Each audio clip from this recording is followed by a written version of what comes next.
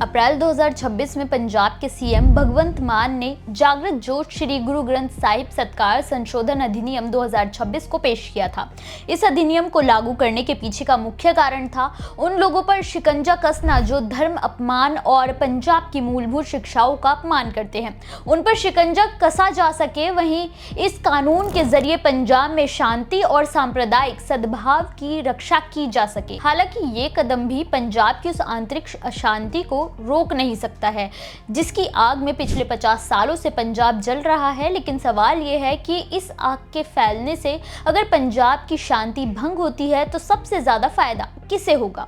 नमस्कार, मेरा नाम है मोहिनी, आप देख रहे हैं नेटड्रिक पंजाब। पंजाब की अशांति से सबसे ज्यादा फायदा किसे होगा उससे जानने के लिए सबसे पहले हमें 80 के दशक में जाना होगा। पंजाब का पहले ही हरियाणा और हिमाचल प्रदेश नाम से दो भूखंड अलग करके बंटवारा किया जा चुका था। नतीजा, पंजाब का बचा हुआ हिस्सा अब सिख बहुल आबादी वाला हो गया था। लेकिन तब भी पंजाब में अलगाववाद नहीं था, मगर 1978 में पहली बार सामने आया एक व्यक्ति जिसने न केवल जीते जी बल्कि मरने के बाद भी आज तक पंजाब में अलगाववाद की आग को हवा दे रखी है। ये शख्स था जनरैल सिंह भिंडरावाले। रूढ़िवादी सिख धार्मिक संस्था दमदमी टकसाल के 14वें जत्थेदार बनने के बाद साल 1973 में आनंदपुर साहिब प्रस्ताव लाया गया, जिसे पंजाब की एक प्रमुख सिख राजनीतिक दल शिरोमणि अकाली दल SAD लेकर आई थी। इस प्रस्ताव का उद्देश्य सिख धर्म का व्यापक प्रचार प्रसार करना, एक स्वतंत्र धार्मिक पहचान बनाए रखना और अधर्म का विरोध करना था,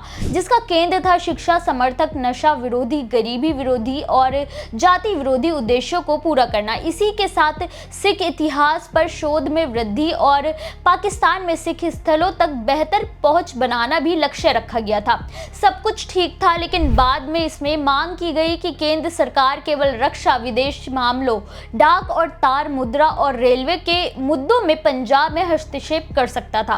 बाकी के मुद्दों की जिम्मेदारी पंजाब की सरकार पर होगी। लेकिन 1975 में तत्कालीन प्रधानमंत्री इंदिरा गांधी ने आपातकाल की घोषणा कर दी और अकाली दल के कई नेताओं को पकड़ लिया गया, जिससे वो कुछ समय के लिए शांत हो गए और बस ये खेल बदल गया।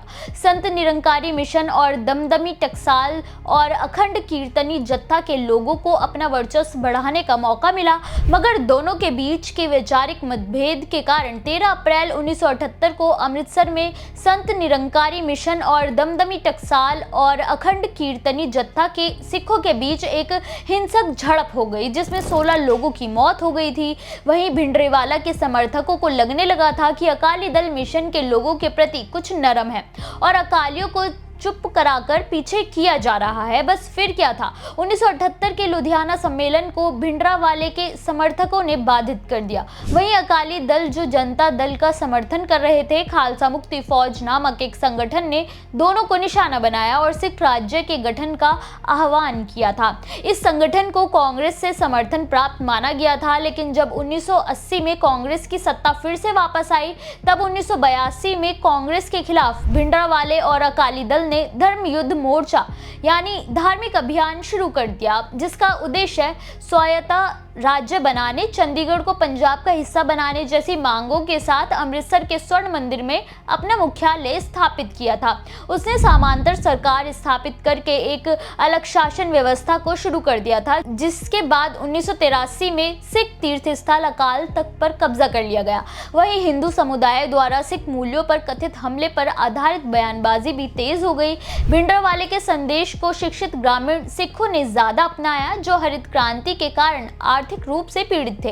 हरित क्रांति ने कृषि विकास तो किया, लेकिन इसके कारण औद्योगिक क्षेत्र अवरुद्ध हो गया और उससे दोनों के बीच असमानता पैदा हो गई, जिसके कारण पंजाब में बेरोजगारी बढ़ने लगी। इस दौरान सिखों की अलग पहचान की मांग भी तेज हो गई। हालांकि इस बात में कोई दो राय नहीं है कि भिंडरावाले ने कभी भी खालिस्तान या भारत से अलग होने का समर्थन नहीं किया था और न ही वो खालिस्तान जैसी कोई प्रांत चाहते थे। वो बस सिखों के लिए अलग पहचान की मांग कर रहा था। लेकिन भिंडरावाले ने 27 मार्च 1983 को दिल्ली में अपने भाषण में कहा था कि सिख एक वक्री कौम है, यानी कि सिख धर्म एक अलग राष्ट्र है और अगर मुझे खालिस्तान दिया जाता है तो मैं उससे इनकार नहीं करूंगा।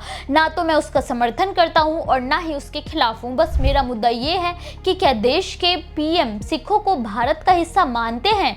हालांकि हम तो भारत का ही हिस्सा बनकर रहना चाहते हैं, लेकिन अगर भारत सरकार दरबार साहिब परिसर पर हमला करती है तो वो खुद ही एक स्वतंत्र सिख राष्ट्र की नींव होगी। हालांकि 1984 में भारतीय खुफिया एजेंसी ने एक रिपोर्ट पेश की थी जिसमें ये कहा गया था कि जर्नैल सिंह भिंडरावाले पाकिस्तान के पोषण और उसके समर्थन से किसी भी वक्त खालिस्तान को एक स्वतंत्र देश घोषित करने की योजना बना रहे थे, जिसमें पंजाब की पुलिस और सुरक्षा कर्मियों का भी उससे समर्थन मिल रहा था।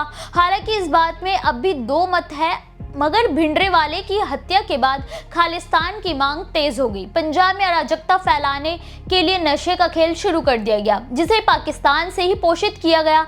यानी कि ये तो तय है कि अगर पंजाब की शांति भंग होती है तो सबसे ज्यादा फायदा पाकिस्तान और दुश्मन खुफिया एजेंसी को होगा, जो भारत में संघर्ष, सीमा पार तस्करी और अलगाववादी आंदोलनों को भारत में पोषित कर रहे हैं। वहीं इससे पंजाब का औद्योगिक विकास नष्ट होगा, आर्थिक निवेश पंजाब से दूर होगा, बेरोजगारी होगी, जिससे यहाँ के युवाओं में अशांति बढ़ेगी और उन्हें बहकाना आसान हो जाएगा। इसका सीधा असर भारत की आंतरिक शांति पर भी पड़ेगा।